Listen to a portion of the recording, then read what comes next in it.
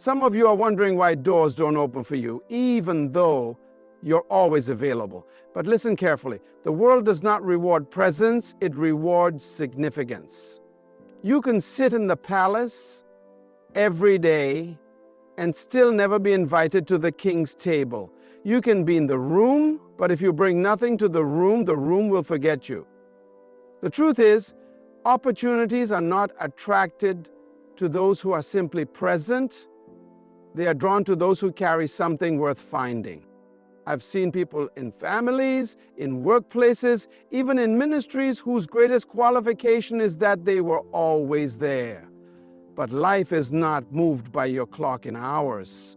It is moved by the weight of what you bring. A diamond is not valuable because it's everywhere. It's valuable because it is rare, refined, and ready to be used. And until you cultivate what you carry, your availability will be nothing more than background noise in the symphony of life. Some people think that because they are in the building, they are making a difference. But let me tell you, presence without impact is like a shadow. It exists, but it cannot change the temperature of the room. It can feed a hungry child. It can fix a broken system. It can't heal a wounded heart. Just being there is not enough. Your name might be on the attendance list, but if your contribution is absent, you are as invisible as those who never came. You can sit in the same meeting for 10 years and still never be part of the solution. You can live in the same neighborhood for decades and never lift the value of that community by even one notch. That's why people confuse visibility with influence. Visibility means people can see you. Influence means they cannot move forward without considering you. Look around you. Our communities are filled with people who are faithfully present but dangerously ineffective. They have a seat in the office, a chair in the boardroom, a pew in the church, but their seat has no voice, no weight, no effect. That's not participation, that's occupation. The world doesn't change because people show up. It changes because people show up with something. Imagine a firefighter who rushes to the scene of a blaze without water, without tools. Only his presence. He would stand there watching the flames grow, and when questioned, he'd say, "But I was here." And yet his presence, without the capacity to act, would be an insult to the very reason he came. It is time for us to stop measuring our value to society by the number of hours we clock in and start measuring it by the transformation we bring when we arrive. When you walk into a room, do the problems shrink? Do ideas expand? Do the hopeless find direction? Or do you simply fill another chair until the meeting is over? Communities die slowly when people confuse being counted with being counted on. A city can have hundreds of people present and still be starved of leaders, thinkers, and doers. A family can have every relative in the house and still be starving for someone with wisdom to guide it. The measure of your presence is not that people know you are there, but that they feel your absence when you are gone. So the challenge is this: don't just show up ready to shift the atmosphere. Bring insight that stirs action. Bring solutions that silence confusion. Bring light that chases darkness. This generation cannot afford people who are merely present. It is desperate for those who, when they arrive, everything changes. And if you are not willing to be that person, then understand this truth. Your presence might be noticed for a moment, but only your impact will be remembered for a lifetime. Value is never built in the spotlight. It is forged in the shadows. Greatness is not born on the stage. It is born in the quiet furnace of preparation. Before a soldier marches in a parade, he has trained in mud, in cold, in sweat, when no one is clapping. Before a leader stands before a nation, he has wrestled with his own fears in secret, where there is no applause, no recognition, and no validation from men. The problem is many want recognition without refinement. They crave opportunity without preparation. They want the crown without carrying the weight of the process. But here is a truth life will never compromise on. If you are unprepared in the day of opportunity, the opportunity will become your downfall instead of your platform. Think of a farmer who plants seeds today and expects a harvest tomorrow. It is impossible. The ground needs seasons to work with the seed. Rain must come, sun must rise, roots must grow deep. And if you are unwilling to go through the unseen season, your fruit will never survive the storms that are coming. When David faced Goliath, the battlefield was not his training ground. His training happened long before, on hillsides where no one watched, where he fought lions and bears with no witnesses but God. That's why he didn't flinch in front of the giant. He had already faced worse in the silence. Many of you want to stand before your Goliath, but you have never let God take you through the hillsides. You are available for the battle, but you are empty in the arsenal. Communities suffer when people show up to lead but have no depth to sustain the weight of leadership. That's why families crumble when the first crisis comes. No one took the hidden season seriously. We live in a time where people want the microphone without the message, the seat without the service, the platform without the preparation. But availability without depth is like serving water in a cracked jar. It leaks before it reaches the thirsty. If you truly desire to bring value, you must embrace the silent seasons. Read when no one is asking you to speak. Learn when no one is offering you the job. Serve when no one is paying you. Refine your character when no one is praising you. Because when the call comes, and it will, you will have to scramble to be ready. You will rise from the shadows already armed, already trained, already proven. And when that moment comes, the world will realize you were never just waiting, you were becoming. What makes something valuable is not how often it appears, but how rare it is. When you are everywhere doing everything for everyone, you risk becoming invisible in the very crowd you're trying to help.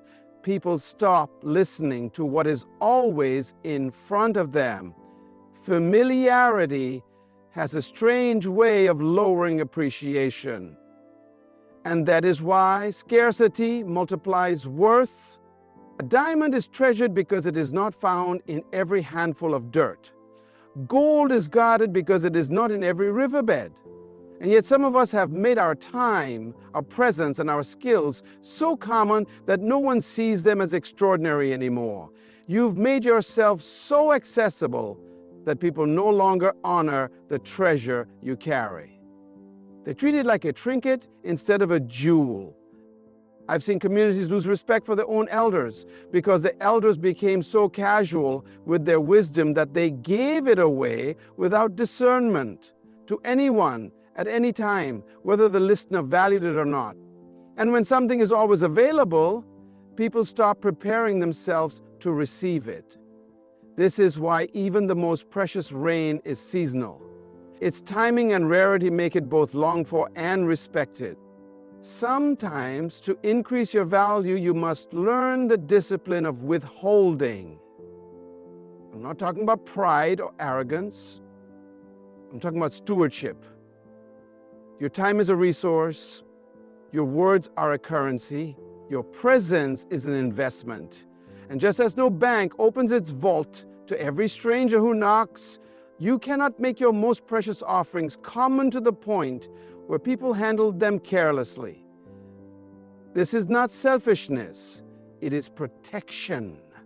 Because if you make yourself too common, you give the impression that what you have is ordinary.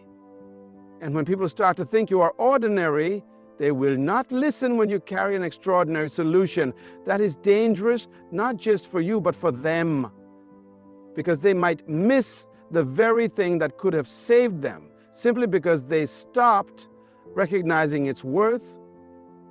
This is why you must set boundaries around your presence. Learn to say no, not because you don't care, but because you understand that real help requires you to preserve your strength for the battles that truly matter. Communities collapse when their strongest people are spread too thin to fight the wars that count. So hear me. If you want your voice to matter, don't speak it everywhere. If you want your actions to count, don't waste them on every passing request. The less common you are, the more weight your arrival carries. And when you do show up, your presence will echo louder than any shout, because they will know you don't come unless it matters. It is one thing to be present when called. It is another to be dependable when it counts. Availability is not the same as reliability. A person can be present and still be useless in the moment of need. The world is full of people who answer the phone but never solve the problem, who attend the meeting but never move the agenda forward, who hold the title but never uphold the responsibility that comes with it. When you are reliable, your presence becomes a guarantee, not a gamble. People know that when you show up, something will happen, something will shift, something will get done. But when your presence is unreliable, your name loses weight. People may still invite you out of politeness, but they no longer depend on you out of trust. I once met a builder who was always on site. Every morning he showed up early, greeting everyone, walking the grounds, but ask him to measure a beam or lay a foundation, and suddenly he had a dozen excuses. In the end, he was replaced. Not because he wasn't available, but because he couldn't be trusted to deliver. His presence became decoration, not contribution. Our communities are suffering because too many people have chosen the comfort of showing up over the responsibility of showing results. We've raised a culture that celebrates attendance more than achievement. We clap for people because they came, not because they carried something to completion. But trust me, the real test of your value is whether people can lean on you when the wind is against them, and know that you will not bend under the weight. Reliability is the currency of influence. The friend who shows up when the car breaks down at midnight, that's reliability. The leader who faces the crisis head-on while others are hiding, that's reliability. The teacher who still invests in the struggling student when others have given up, that's reliability. This isn't just about personal reputation, it's about community survival. A neighborhood with unreliable leaders will always be vulnerable.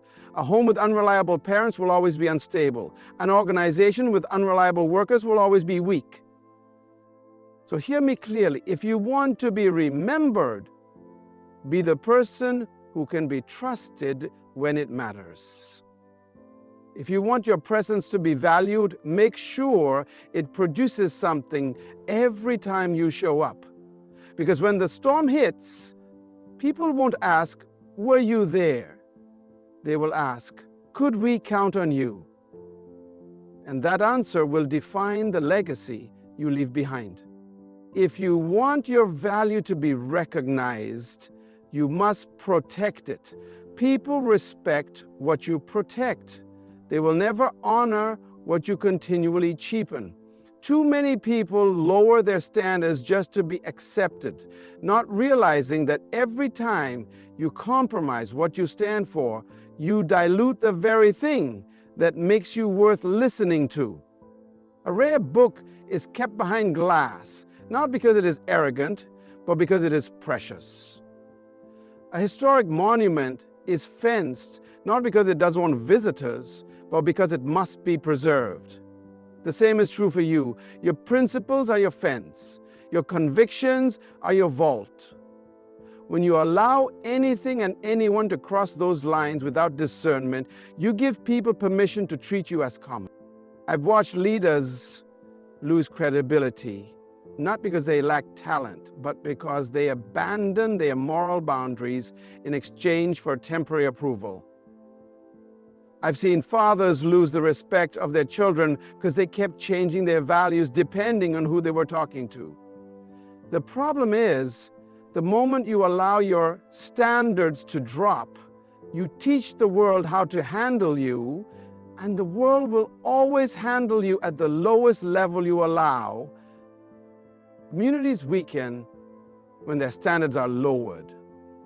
When a society begins to celebrate mediocrity just to make everyone feel included, excellence disappears. If we keep giving titles without requiring character, we create leaders who have the position but not the backbone. If we keep rewarding effort without results, we encourage people to show up without bringing change.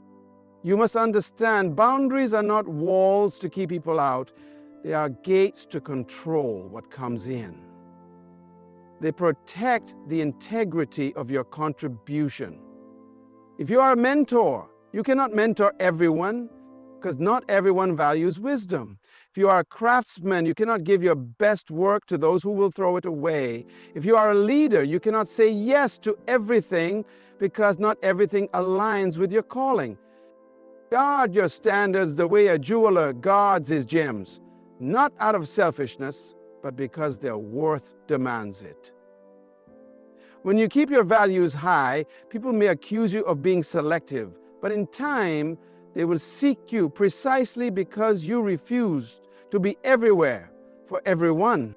The truth is, the higher your standards, the louder your value speaks.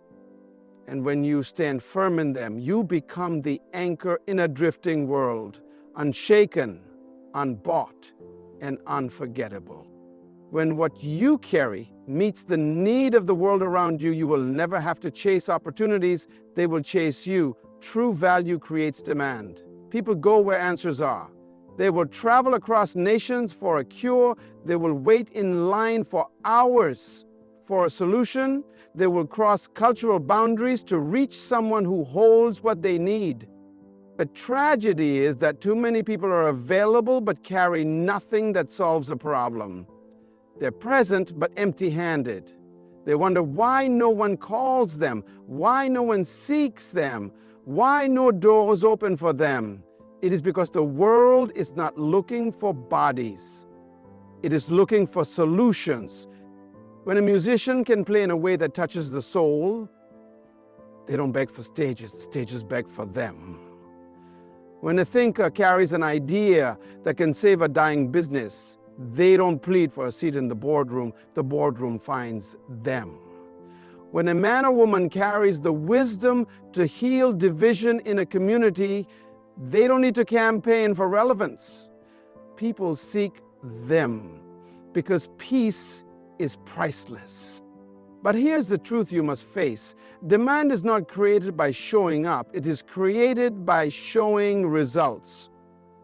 If the food in the restaurant is bland, no one cares that it is open all day. If the doctor never cures, no one cares that his clinic has long hours. If the leader never leads, no one cares that she attends every meeting. Demand is drawn by excellence, not existence. Communities rise when their people carry undeniable value. Think of the small-town teacher whose students go on to change the world. Her influence becomes her reputation, and her reputation becomes the magnet that pulls more students to her. That's the power of being a person whose value is so clear, it cannot be ignored. If you want to be sought after, focus less on being seen and more on becoming indispensable. Sharpen your skills until they cut through confusion. Build your integrity until it becomes a shield others can trust. Nurture your gift until it grows strong enough to feed a generation. Because here's the principle: when you have what the world needs, the world will find you, no matter how hidden you are. And when they find you, they will not just want your presence, they will require it.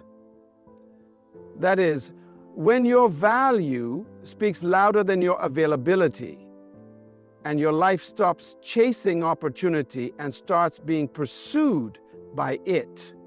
Stop fighting for people to notice you. Start building something they cannot ignore. Develop the wisdom, skill, and integrity that makes your presence valuable. And when you arrive with excellence. Arrive with solutions. Arrive with weight. This world is too broken to be healed by warm bodies. It needs burning lamps. So be the lamp. Make your value louder than your availability, and you'll never have to beg for a place again.